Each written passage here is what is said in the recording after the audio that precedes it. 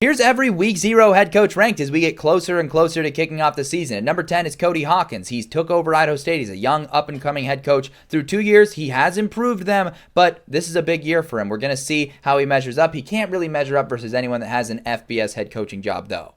Next up is going to be Phil Longo, who has some head coaching experience, but it was 20 years ago, and he's been an offensive coordinator in the FBS ranks since then. He did some great work at North Carolina and Ole Miss, but his most recent stint in Wisconsin didn't go very well, so we'll see what he does as the leader of Sam Houston's program.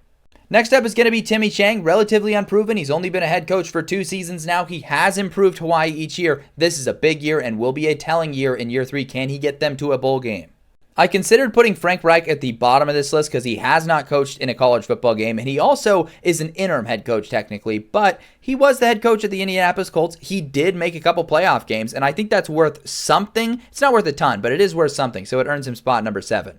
Next up is Matt Entz. Some people would argue he deserves to be way higher on this list because he won 2 national titles at North Dakota State. But I would point out that North Dakota State had won like 11 straight when he took over, and he left the program in a worse spot. He also coached 3 of the worst seasons for North Dakota State since 2012. He left the program in a worse spot than he took it over. So I need to see something from him at Fresno State. If he has a great year, I'm willing to buy more at Matt Entz stock. Tyson Helton took over for Western Kentucky in 2019, and what he's done has been very impressive. They have made a bowl game every year he's been there. They've won 4 of them, and he's taken them to multiple conference title games. The one knock against him thus far is the fact that they still haven't won a conference title in what is perceived as one of the weakest conferences at the FBS level.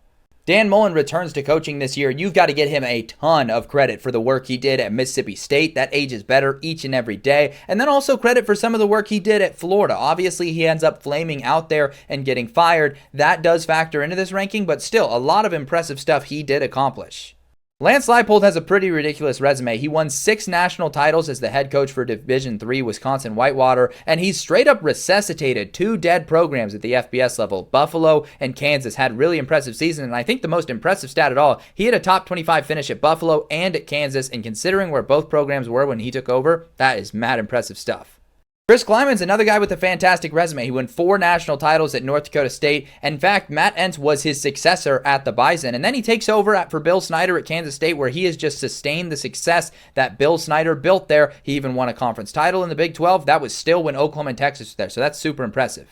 Taking the number 1 spot in this list, though, has to be Matt Campbell. He had some great success at Toledo early in his career, which earned him the job at Iowa State, where a program that was the laughingstock of the Big 12 has slowly been turned around to where now they're consistently in contention in the Big 12. He's taken them to 2 Big 12 title games. He won a Fiesta Bowl. He's done a lot of things for this program, and the fact that he's done it for so long is just as impressive.